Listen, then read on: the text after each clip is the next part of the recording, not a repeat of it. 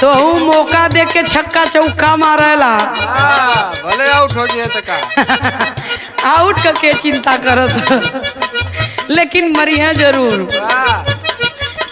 मौका देख के ओपी भाई गीत बजा दिले हुन। खासा कही के कहाँ इनकर निशाना है ये गीत पे पता चल जाइए। आवा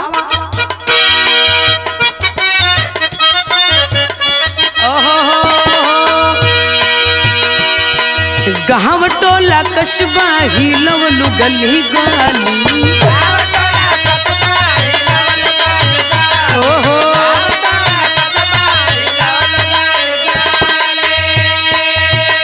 अरे देखते तो के लोगवन में मच खलबाली।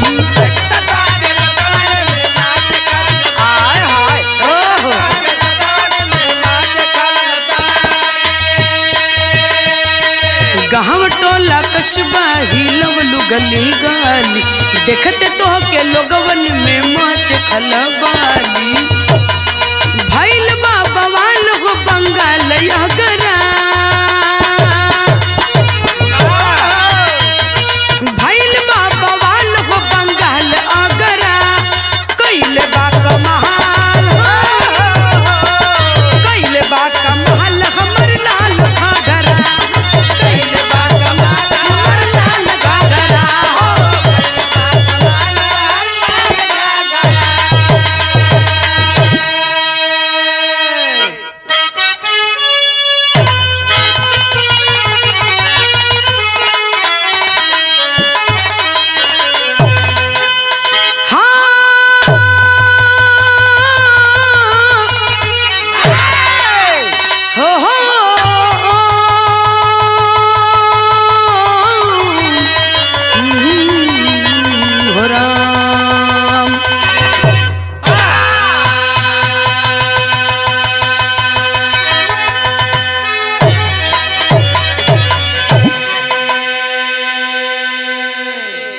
गौर करेंगे बाबूजी, हम गायिका नीतू राज अपने साथियों की आवाज में बिरहा आप लोगों के बीच में भेजत बानी ओपी म्यूजिक के माध्यम से।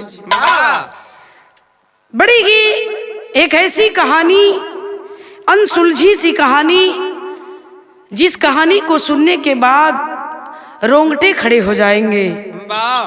जिस बिरहे का शीर्षक कवि जी की कलम ने लिखा, बहन के कोठे पर अपना ही पहुंचा भाई। कांड कहाँ कहा, बेंगलोर से ही कहानी शुरू हुई और मेरठ तक पहुंची। अपने ही बहन के कोठे पर जा पहुंचा अपना ही भाई। कहानी कैसन है ये बिरहा के आप लोग जब पूरा सुनिए तो आप लोगन के एकदम विस्तार से पता चल जाई। और इतना ही नहीं बाबूजी, इस दुनिया में आए दिन रोज मंच के माध्यम से हम आपको बताते हैं कुछ भी हो सकता है किसी के साथ। कोई सुरक्षित नहीं है। बेटियां तो अपने घर में ही सुरक्षित नहीं है, हम बाहर की क्या बात करें। आए दिन कुछ ना कुछ घटनाएं देखने को सुनने को मिलती हैं। बड़ी ही दर्दनाक एक कहानी मिली है, जिस कहानी को कवि जी ने बिरहे का रूप दिया। 4 लाइन भूमिका में भाव गए। इंसान तो इंसान है, लेकिन इंसान को इंसान कहने में भी शर्म आ रही है। इंसान से अच्छे तो वो जानवर है। क्या लिखे कवि जी मास्टर?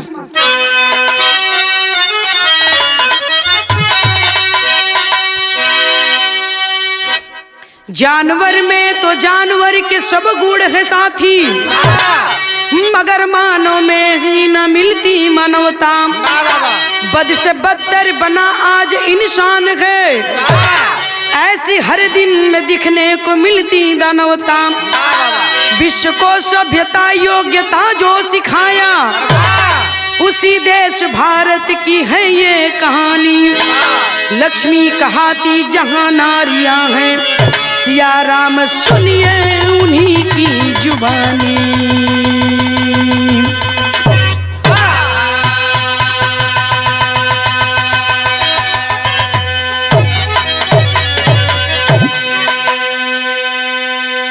जिस हिंदुस्तान को विश्व गुरु कहा जाता है बाबूजी, जिस हिंदुस्तान की धरती पर नारी को देवी की तरह पूजा जाता है, लक्ष्मी, दुर्गा, शक्ति कहा जाता है। जहां नारियों को लक्ष्मीबाई का दर्जा दिया जाता है, वही नारियों को कुछ और भी दर्जा दिया जाता है बाबूजी। कहने में जुबान थक रही है कि ये दर्जा क्यों मिलता है, आखिर ये दर्जा देने वाला है कौन। वाह, बहुत बात कहानी में है, बड़ा दर्द है ये बिरहा में। एक लाइन गीत मास्टर। हाँ,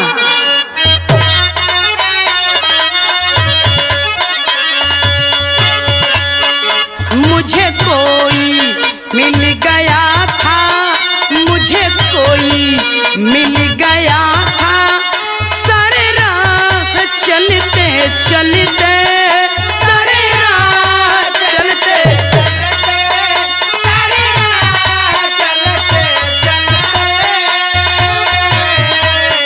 मुझे कोई मिल गया था, मुझे कोई मिल गया था, सारे राह चलते चलते, सारे राह चलते।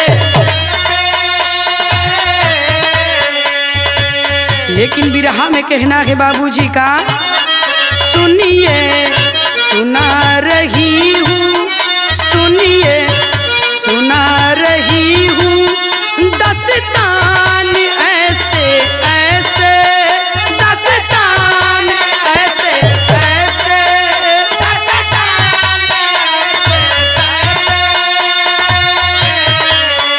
रहते इसी वतन में, रहते इसी वतन में, इंसान कैसे कैसे, इंसान कैसे कैसे, इंसान कैसे कैसे, रहते इसी वतन में, रहते इसी वतन में, इंसान कैसे कैसे, इंसान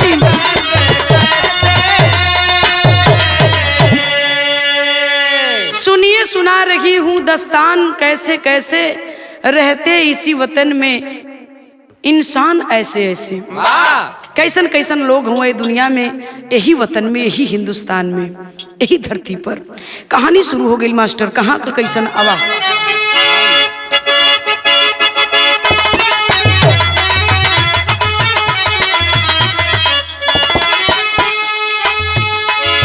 कहूँ कैसे कि ये मकान मेरा भारत है, क्या बात है। कहूँ कैसे कि ये मकान मेरा भारत है, कहानी सुन लेना परेशान मेरा भारत है।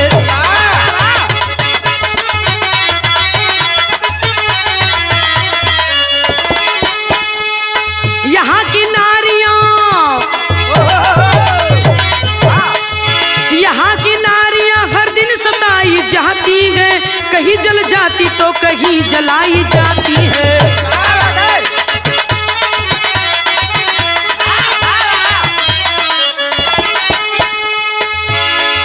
24 परगना बंगाल की कहानी है, 24 परगना बंगाल की कहानी है, बताती मैं नहीं पीड़िता की जुबानी है।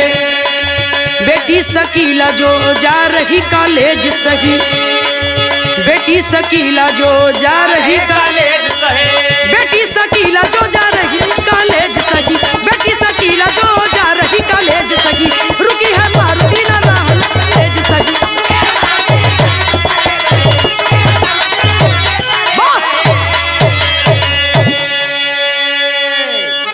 मेरा भारत महान है, बड़े गर्व से हम कहते हैं, सीना ठोक के कहते हैं कि हम उस देश के वासी हैं जिस देश में गंगा बहती है। हम उस देश की नारी है जहां नारियों की पूजा होती है, तमाम बातें आती है बाबूजी। ये वही हिंदुस्तान है और इसी हिंदुस्तान की ये कहानी है जहां आए दिन बेटियों को जलाया जाता है, सताया जाता है, रुलाया जाता है। जिस बेटी को देवी का दर्जा दिया जाता है, जिस माँ को शक्ति का दर्जा दिया जाता है, उसी माँ उसी बेटी के साथ ऐसा जघन्य अपराध भी किया जाता है। आप लोग कहेंगे कि नीतू राज कहीं ज्यादा तो नहीं बोल रही है, लेकिन कहानी बताएगी कि हम ज्यादा नहीं, हम अभी बहुत कम बोल रहे हैं। वाह वाह। गौर करेंगे, बंगाल, पश्चिम बंगाल के 24 परगना जिला की ये कहानी है। एक लड़की, सुबह का वक्त था बाबूजी, घर से निकली है कॉलेज के लिए। वाह। माँ बाप यही जान रहे हैं कि बिटिया मेरी कॉलेज जा रही है। घर से निकली तो वह बेटी कॉलेज के लिए, लेकिन रास्ते में जा रही है, पैदल है। एक मारुति कार आती है उसके पास, रुकती है और रुक करके ऐसा एड्रेस पूछ रही है जो एड्रेस उसके कॉलेज के ठीक बगल का था। वाह। थोड़े ही बगल में उस एड्रेस का जब मारुति कार के लोगों ने एड्रेस पूछा तो लड़की ने बताया कि रे भैया, जहाँ का आप एड्रेस पूछ रहे हैं वो एड्रेस जहाँ मैं कॉलेज जा रही हूँ ठीक उसी के बगल में, थोड़ी दूर पर है। तो बोले कि बेटी अगर एतराज ना हो तो बैठ जाओ गाड़ी में, हम वहां तक पहुंच भी जाएंगे और तुम कॉलेज भी चली जाओगी। वाह। बिटिया ना सोची ना समझी उस गाड़ी में, मारुति कार में बैठ जाती है।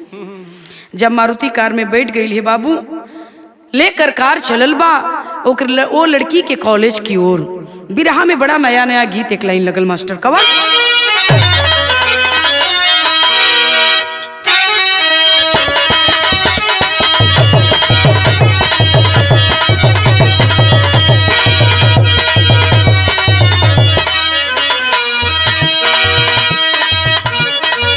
बड़ा बढ़िया गीत बा। कौनो भौजाई अपना ननद से कहत बा, का कहे, हमरा पाले एगो पड़ल बा कसाई,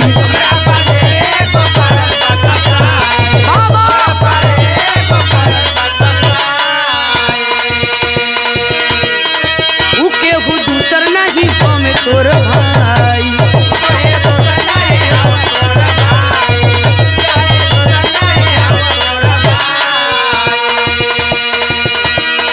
हमरा पाले एगो पड़ल बा कसाई, उ केहू दूसर नहीं हमें तोर भाई। राते से उठत दर्दिया है रे, राते से उठत दर्दिया है रे, ननदिया है रे, ननदिया रे, छाप दे कमर पे हरदिया रे।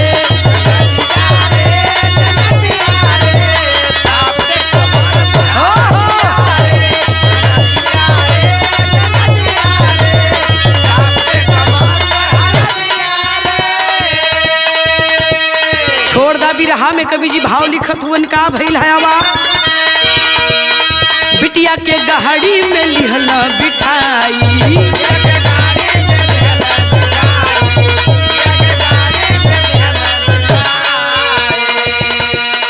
नशा के गोली हो दिहल खियाई,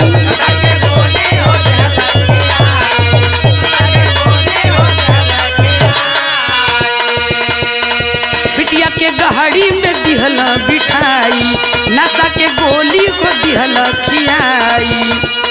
लगल भगाव मोटरिया है रे, लगल भगाव मोटरिया है रे, सहरिया रे, सगरिया रे, आ गइल मेरठ सगरिया रे, आ गइल मेरठ।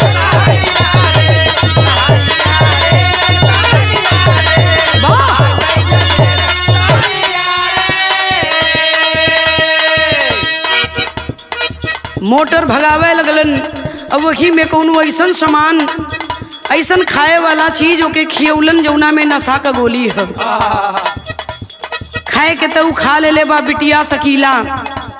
आए हाय हाय बाबू, और जब खा लेलस तो मोटर भगावे लगलन। अब मोटर तब तक भगौलन जब तक आए ना गईलन। कहाँ पहुँचल हुन बाबू, कहे के पड़ल,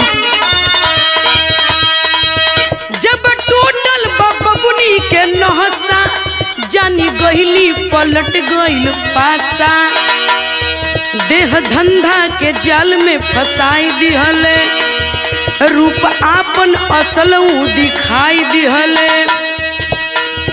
रोवत दिन रात बाटी गुजरिया हरे, रोवत दिन रात बाटी गुजरिया हरे, सहरिया रे, सगरिया रे, आ गईली मेरठ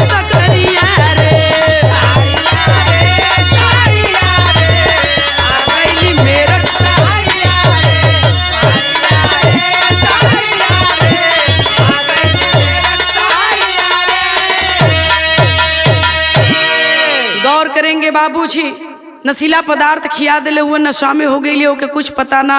गाड़ी भागल भागल आ गई है कहाँ, मेरठ शहर। जब मेरठ शहर में गाड़ी आई है तो ओकर जब नींद नशा दोनों टूटल तो अपने आप के कहाँ पौलेस, कोठा पर। वाह। अपने आप के कोठा पर पौले है बाबूजी, रोवत बा। और जब रोवे लगल तो अगल बगल देखत हिए तो कौनो ऐसन तैसन मेहरारू ना, कोठे का मालकिन खड़ी है। बिरहा में गीत बदल गई मास्टर।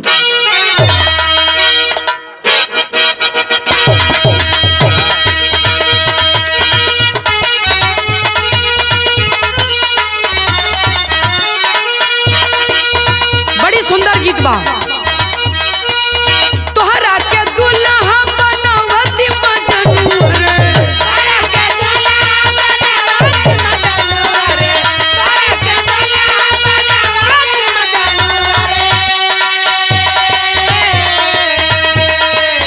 तोहरा के दुल्हा बनावती मजनू रे, रहता जो जतिया घ महारा ए जानू,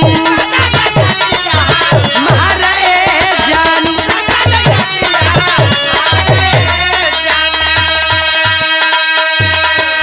लेकिन बिरहा में कवि जी भाव लिखत हुन भइल का मास्टर,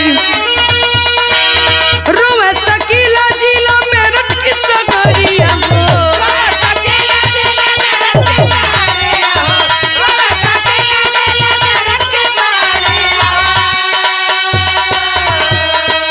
रोवे सकीला जिला मेरठ की सगरिया हो, कोई नहीं यहाँ वहाँ महारा ए रामा।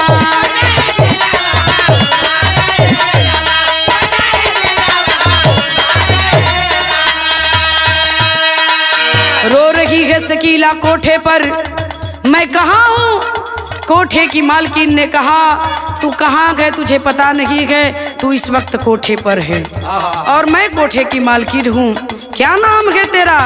कलश की शकीला नाम है मेरा। हुआ क्या मास्टर? देह धंधा में बीतल लगली उमरिया,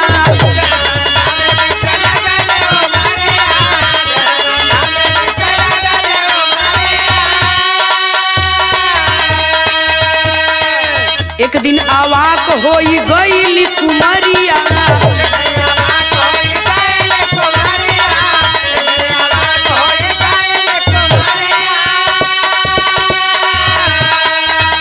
देह धंधा में कलश की 2 दिन 4 दिन कब तक ना करबू, लेकिन एक ना एक दिन यह धंधा तुझे करना ही पड़ेगा। आने का रास्ता तो है लेकिन यहाँ से जाने का कोई रास्ता नहीं है। रो रही है शकीला धीरे धीरे। 4-6 दिन 10 दिन 15 दिन का दिन बीतल है। बारे पापी पेट का सवाल बा, मर जाएगी खाए बगैर, खाना पानी दाना कुछ नहीं मिलेगा तुझे। ये कोठा है, करना पड़ेगा। आ तो गई है, जा नहीं पाएगी। मजबूर हो गई शकीला, आखिरकार धंधे पर उतर जाती है। धंधा करे लागल। कुछ दिन का समय बीतल है बाबूजी। एक दिन उसी कोठे पर बैठी है और ग्राहकों का आना जाना लगा है और उसी कोठे पर नीचे ताक रही है कि कोई मेरा ग्राहक आएगा। नजर पड़ गई है। केकरे पर नजर पड़ल है मास्टर? सगे भाई पर पड़ी गई नजरिया हो,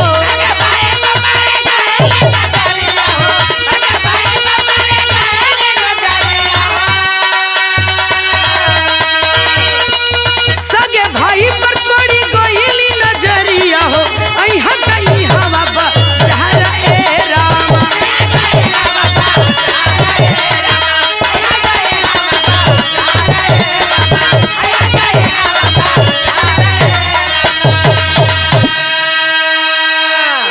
अपने तीसरे मंजिले पर खड़ी है और बालकनी से जैसे सारी लड़कियां अपने ग्राहकों को इशारा करके बुला रही हैं, ठीक उसी तरह से शकीला भी अपने बालकनी में खड़ी होकर के अपने ग्राहक को बुला रही है। लेकिन देख रही है कि वो जो सामने आ रहा है नौजवान, वो तो मेरे हूबहू मेरे भाई के जैसा लग रहा है। कहीं ऐसा तो नहीं कि मेरा भाई है और इसी कोठे पर तो आ रहा है, ऐसा तो नहीं है। डर रही है कि मुझे इस रूप में देखेगा तो क्या सोचेगा, और कोठे पर आ रहा है, कहीं मेरा ही ग्राहक ना बन जाए। सारी तमाम सवाल उसके कलेजे में उत्पन्न हो रहा है। पहचान गई कि सच में ये तो मेरा ही भाई है और इधर ही आ रहा है।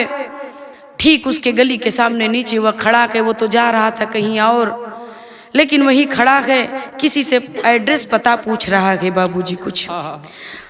और शकीला करती क्या है मास्टर, बिरहा में टेरी है।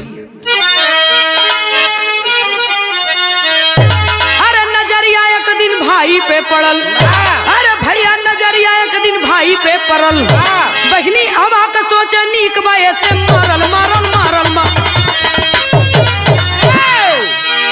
नजरिया एक दिन भाई पे पड़ल, बहनी आवाक सोचे नीक बाए से मरल।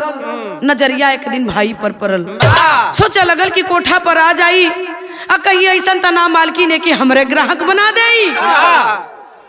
इससे अच्छा है कि मैं मर जाऊं, मेरी मौत हो जाए, लेकिन भाई से आमना सामना हो जाए इस कोठे पर वो मंजूर नहीं है।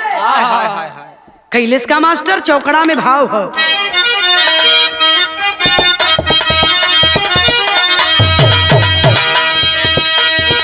अरे भाई उसका सलीम भैया, अरे उसी गली में रखा कदम, अरे बहिनी सोचे हाय विधाता, अरे कहाँ लिखल बा मोर करम, अरे लहागत बायब बची है नहीं, महाई के दूधवा का धरा, अरे लेटर लिख के फेंक दिया है, लेटर लिख के फेंक दिया है, आवा रात के जो अब हम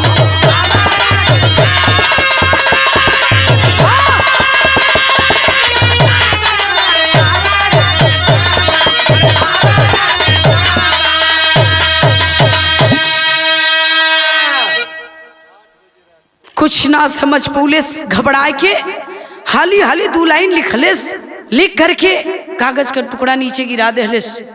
कलश की अभी नहीं, 8 बजे रात को इस कोठे पर आ जाना, तुमसे जरूरी बात करना है, अभी मत आना। इतना कह के चिट्ठिया नीचवा गिरा देले। भाई तो अपने धंधा पे जात है, अपने काम से जात है, लेकिन वो कागज का टुकड़वा उठा ले है। उठा के जब बतिया के पढ़ले है, लिखल है कि 8 बजे रात का एक कोठवा पर आ जिया तो उसे बहुत जरूरी काम है, कुछ बात करे के है। काम गहाँ जात रहल, जो काम से बहुत बड़ा सोना चांदी का कारोबारी रहलन।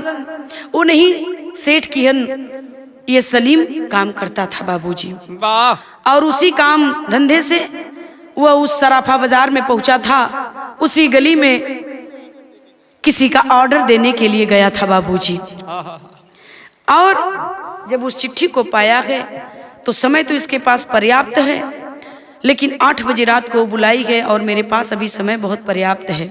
बोला कि सेठ जी मेरा कुछ काम है 8 बजे और मैं करके तब जाऊंगा, अभी 1-2 घंटे में ही रुकता हूँ। कलन कोई बात नहीं बेटा, आराम कर लो, खाना वाना खा लो, जब तुम्हारा काम हो जाएगा तो तुम जाना। खाना ना खा के वही सेठ जी के आराम करत हुन। जब ठीक 8 बजल है बाबूजी, तब निकल हुन। बिरहा में गीत बदल गई मास्टर का।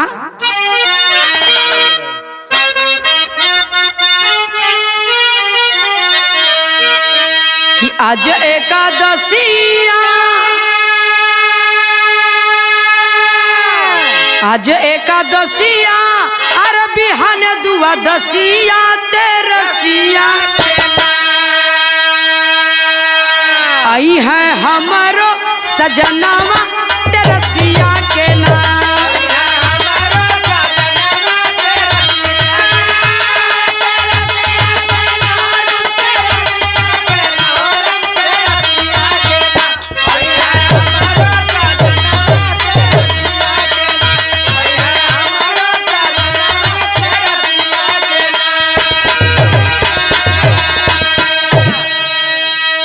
पढ़ रहा है उस लेटर को, और लिखा क्या है उस लेटर में मास्टर?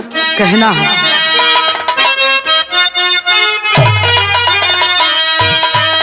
कि तोहरे बहिनिया के, कि तोहरे बहिनिया के अरे बीरथा जीवनिया सुनाए बीराना, काल भैली जवनिया सुनाए बीराना।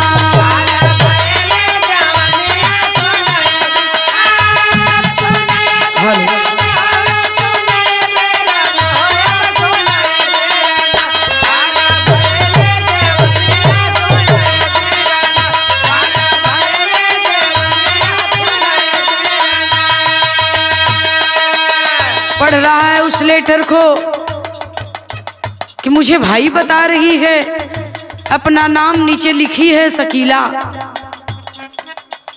और शकीला तो मेरे घर कोई नहीं है। ए बाबू लिख ले बा, का लिख ले बा?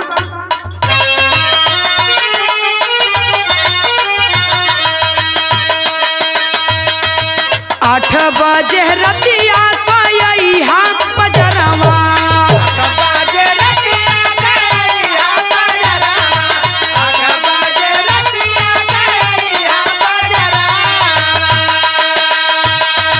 कही हा शकीला का हम सुनब मोजरवा,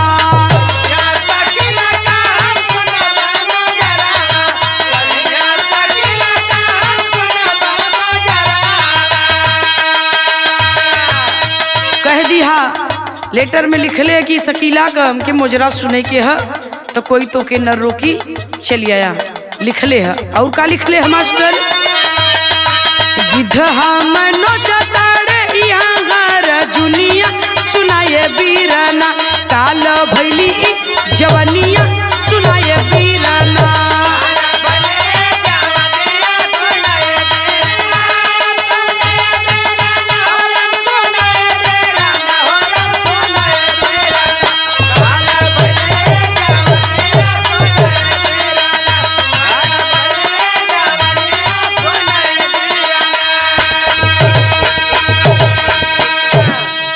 लिखले है कि 8 बजे रात के चलिए यहाँ एक कोठा पर शकीला का मुजरा सुने के यह मालकिन से कह दिया हमसे भेंट हो जाई।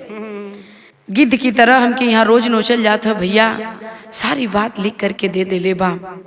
असमंजस में पड़ा गए सलीम की, अरे अपना नाम शकीला लिख रही है, 8 बजे रात को बुला रही है, मैं तो कोठे पर कभी जाता नहीं हूँ और ये कोठे पर आखिर बुला रही है, जरूर कोई बात है। ए बाबू नहीं रोक पाया अपने आप को सलीम और 8 बजे राइट कोठे की ओर चलता है। बिरहा में गीत बदल गई मास्टर।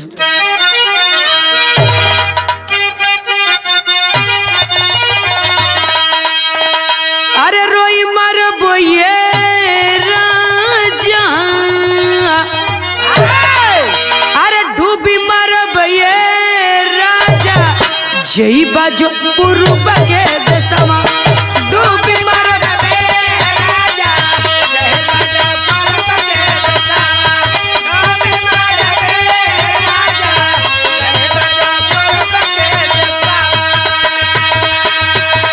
लेकिन बिरहा के अंदर भाव कवि जी लिखत हुन बाबूजी भइल का,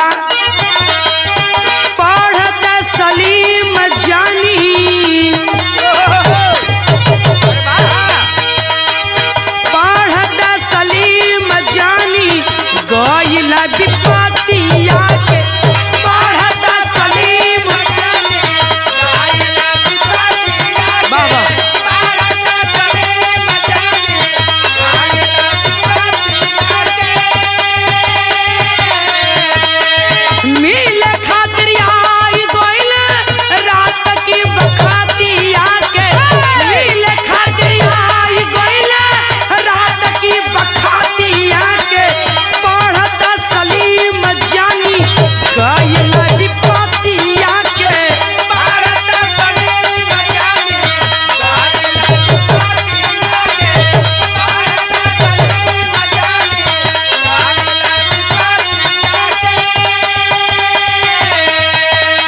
आखिरकार 8 बजे रात को कोठे पर पहुंचता है और कहा कोठे की मालकिन कही किसके साथ जाओगे? कहा मुझे शकीला का मुजरा सुनना है, किसी और का नहीं, शकीला का मुजरा सुनना है। कोठे की मालकिन ने शकीला के कमरे में उसे पहुंचा दिया और जब शकीला के कमरे में पहुंचा है, सलीम अपनी बहन शकीला की ओर देख रहा है, शकीला अपने भाई सलीम की ओर देख रही है। अरे बाप रे बाप, देखा गए भाई अपनी बहन का चेहरा, आंख से जर्जर जर्जर आंस चले लगल। कलर के अरे पगली, अरे पगली तुझे हमने कहा नहीं ढूंढा रे, सारे जगह ढूंढते ढूंढते हम थक गए और तू आकर के कोठे पर बैठ गई। कौन सा गुनाह हमसे हो गया था, किस जन्म का बदला तूने लिया हमसे? सारी बात का औराना अपना भाई सलीम दे रहा है अपनी बहन के सामने। बोल पड़ी, अपने भाई का पैर पकड़ करके रो रही है और रो के शकीला अपने भाई के सामने कलिन की भैया तो हर बात अगर पूरी हो गई हो तो ये बहन तुझसे कुछ कहल चाहता, कहने के लिए बचा क्या है शकीला, क्या कहना चाहती है? बोल। बोल पड़ी शकीला, का कहली?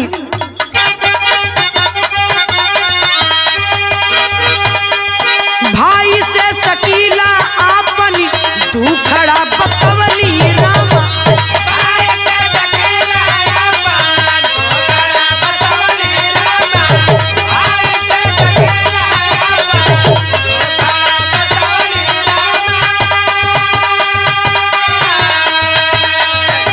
सारा दुखड़ा अपना बताती है कि भैया हम तो जब घर से निकली कॉलेज खातिर भैया एक मारुति कार आके मेरे बगल में रुक जाती है, एड्रेस पूछती है ठीक मेरे कॉलेज के बगल का। कली की भैया वो हमारे कॉलेज के बगल का एड्रेस बा, तो कलन की बेटी बुरा न मानो तो आकर इसमें बैठ जाओ तुम अपने मंजिल पर और हम अपने मंजिल पर पहुंच जाएंगे, आसानी हो जाएगी। भैया मुझे नहीं पता था कि वो मेरे साथ कितना बड़ा घात करेंगे। बैठने को तो मैं बैठ गई और जैसे कि बैठी हूँ नशीला पदार्थ मुझे कुछ खिलाया उसने मिला करके, और जब नींद टूटी है आंख खुली है तो मैंने अपने आप को कोठे पर पाया है। भैया मेरा कोई दोस्त नहीं है, रो रो करके सारी बात बतावत बा। एक कोठा पर गिद्ध की तरह हमके नोचल जाता भैया, हमके ले चला भैया, हम यहाँ ना रहल चाहती। एक भाई बहन दोनों लिपट करके रो रहे हैं, सारी बात का आदान प्रदान हो रहा है। तब तक हुआ क्या मास्टर, शाम का भइल तब से हेली एक आईली हो, शाम का भइल तब से हेली एक आईली हो, शाम का भइल तब से हेली एक आईली हो।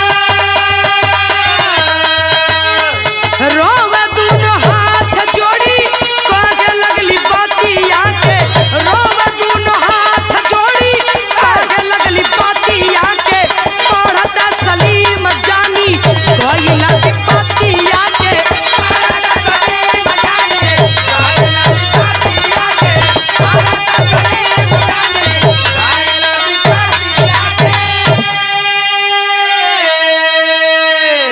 तब तक भाई बहन की बात हो ही रही थी, तब तक उसी कोठे पर की एक दूसरी लड़की उसे कुछ शंका होता के आती है कमरे में, और जब कमरे में आती है तो देखती है कि कोठे पर लोग आते हैं, किस रूप में रहते हैं, और ये तो पूरे बदन में कपड़ा पहनी है और बड़े शिष्टाचार के साथ बैठ करके बात कर रही है। इसका मतलब कुछ बात दूसरा है, उसे शक हो जाती है, पूछ बैठती है। बोल पड़ी शकीला की बहन तुम शंका मत करो, ये जो कोठे पर आया है ये कोई बेगाना नहीं, मेरा अपना सगा भाई है, ये मेरा अपना ही सगा भाई है, और मैं अपने दुख को अपने भाई से बयां कर रही हूँ। या तो मुझे यहाँ से ले जाएगा या तो मेरी लाश जाएगी। अरे बाप रे बाप। बोली कि आखिर तुम इस कोठे पर कैसे पहुंची? तो कह रही है कि मैं इस कोठे पर जबरन लाई गई हूँ, मुझे अगवा किया गया, मैं तो इस कॉलेज जा रही थी और मुझे अगवा करके इन लोगों ने धोखे से इस कोठे पर लाकर पहुंचा दिया। सारी बात को सखी दूसरी कोठे की वो लड़की वो भी जान जाती है बाबूजी। और जब जान गई तो आपन आप भी थी। अब बतावे शुरू कैलस, बोल पड़ी शकीला कि तू जाएगी तो मालकिन से बता देगी और मालकिन जान से मार देगी मुझे, मेरे भाई को। कलश की डर मत, मैं कोठे की मालकिन से एक भी बात नहीं बताऊंगी। ठीक तेरे जैसी ही कहानी मेरी भी है।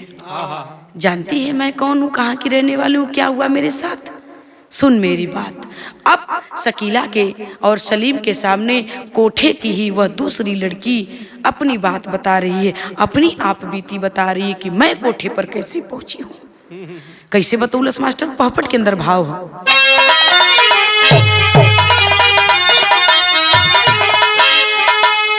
तो रोके बाला बोल पड़ी, देखी छनवा भैया ना कहबे, तब बहिनी साथे बचाल हमरो जनवा भैया ना कहबे।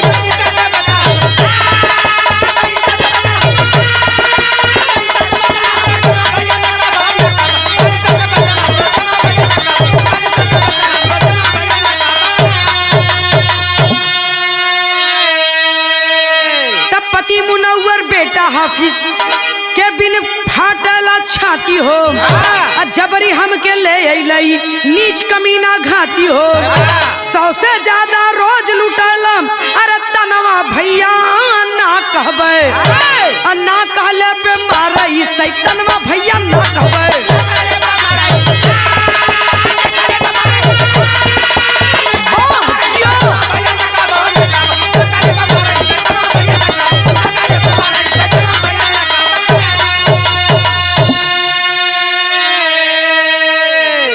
तो कुंवारी है, तेरी शादी अभी नहीं हुई है रे सखी, लेकिन जानती है मेरी कहानी क्या है। मेरी शादी हुई है, मुनव्वर मेरा पति है, एक हाफिज नाम का मेरा बेटा है और बांग्लादेश की रहने वाली हूं मैं। ठीक ऐसे ही कार लेकर गए थे सब और मुझे कार में बैठा करके जैसे तुझे नशीला पदार्थ खिला करके कोठे पर लाए हैं, उसी तरह से मुझे भी कोठे पर मेरा छोटा सा बच्चा मुझे याद करके कितना रोता होगा। मेरे पति से ज्यादा मुझे मेरे बच्चे की याद आती है। और इतना ही नहीं, कभी 80, कभी 85, कभी 90, कभी 100 हो जाया करते हैं। इस तरह से लोग मेरे बदन को आए दिन नोचा करते हैं। रो रही है, रो करके अपनी सारी बात उस शकीला और सलीम के सामने कहती है कि मैं मालकिन से कुछ नहीं बताऊंगी, लेकिन भैया जैसे तुम शकीला के भाई हो उसी तरह से मेरे भी भाई हो, मेरे भी भाई के समान हो। अपनी बहन को बचा ही रहे हो तो हाथ जोड़ रही हूँ, मुझे भी इस नरक से बाहर निकाल दो, मुझे भी इस नरक से बाहर निकाल दो भैया, तुम्हारे हाथ जोड़ रही हूँ, पैर पड़ रही हूँ। रो करके कहती है वो लड़की दूसरी मास्टर, आला में कभी जी बड़ी ऊंची बात निकलन, बारे नारी, नारियों का कितना अपमान होता है इस संसार में। मैंने बताया कि जिस नारी को लक्ष्मी देवी आदि शक्ति कह करके पूजा जाता है इसी हिंदुस्तान में, तो इसी हिंदुस्तान में नारियों की दशा क्या के मास्टर, आला में भाव हो।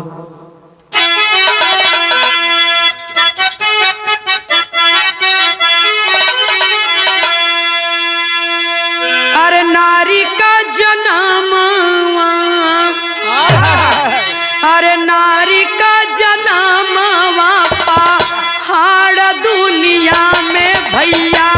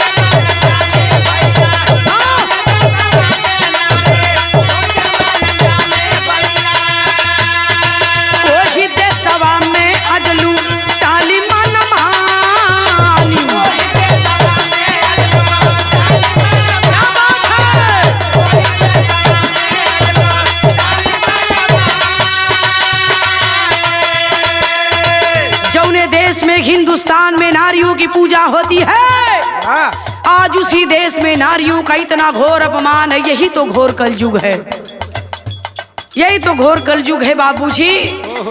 इतना अपमान नारियों का हो रहा है इसी हिंदुस्तान की धरती पर, जहाँ शक्ति की तरह नारियों की पूजा होती है। तो कहना पड़ा कवि जी को, कोयला सलीम जाके थाने में खबरिया बाप,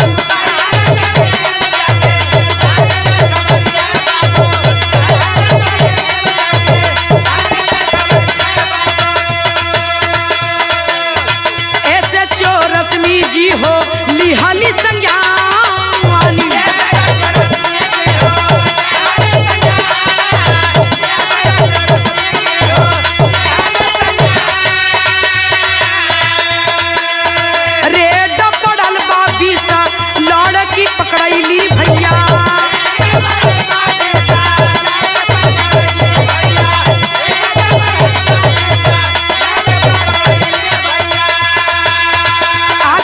बीचे सब दिहली हो बयानी,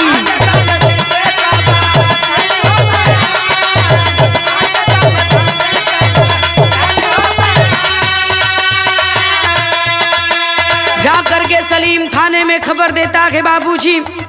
वहां के एसएचओ रश्मि जी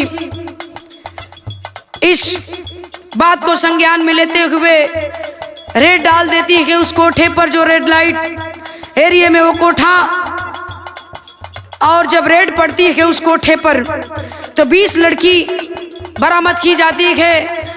जितनी लड़कियां थी सारी जबरदस्ती कोठे पे ढकेली गई थी।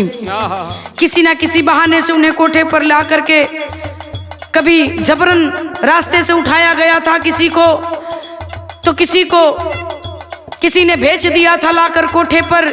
यही मामला संज्ञान सारी लड़कियों के साथ आया सामने।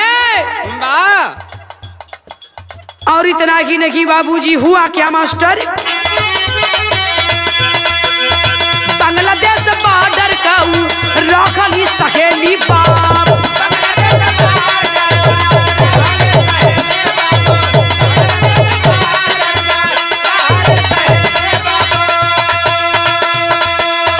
पति बेटा खातिर जवनी रहली परेशानी,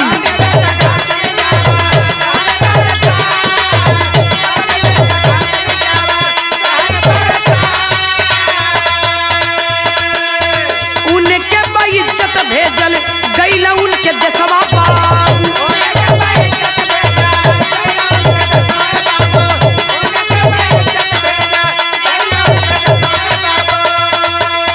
शासन प्रशासन सब दिहल बाटे।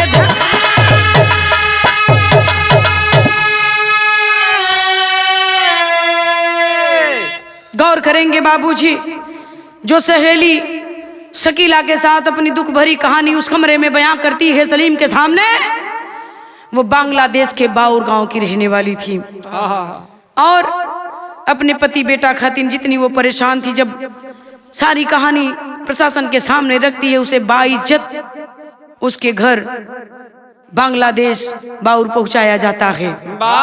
और यही दुनिया, यही संसार है बाबूजी।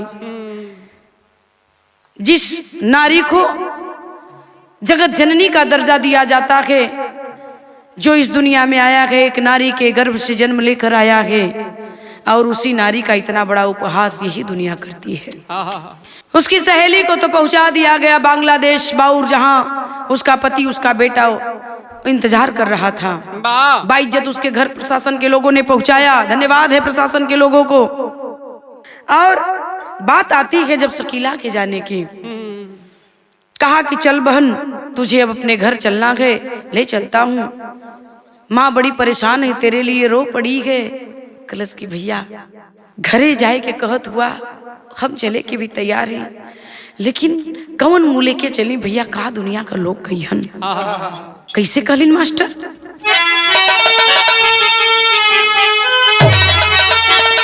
कहली भैया सलीम से,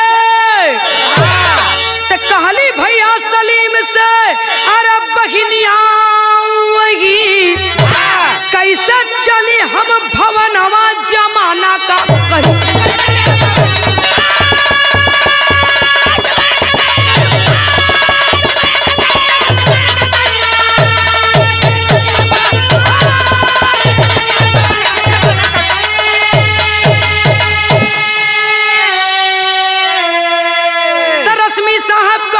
बेटी तुहरा ना दोष हो, तुहरे पे नाजबाना कराय अफसोस हो। जुल्म ढवले कसाई तू तर रखलू सगी, त जुल्म ढौलाई कसाई तू तर रखलू सगी। कैसा चली हम भवनवा जमाना का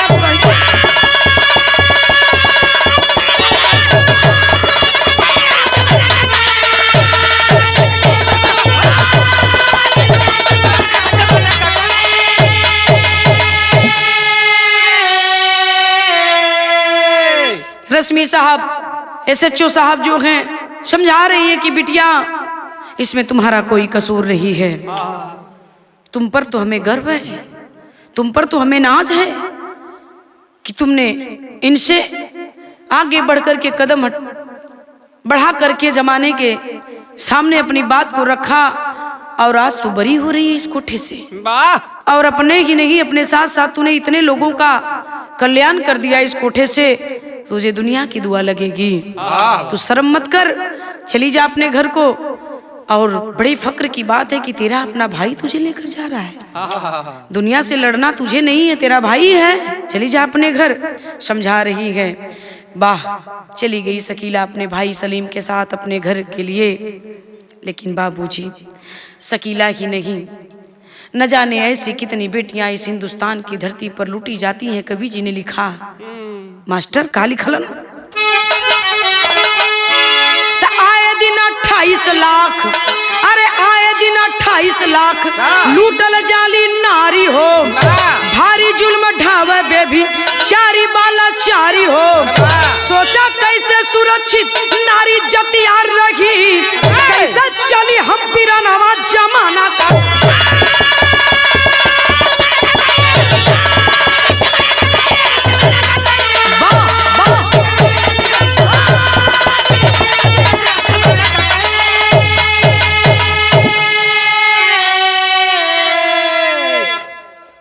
SHO रश्मि साहिबा समझा रही हैं कि तुम ही नहीं हो अकेले इस दलदल में।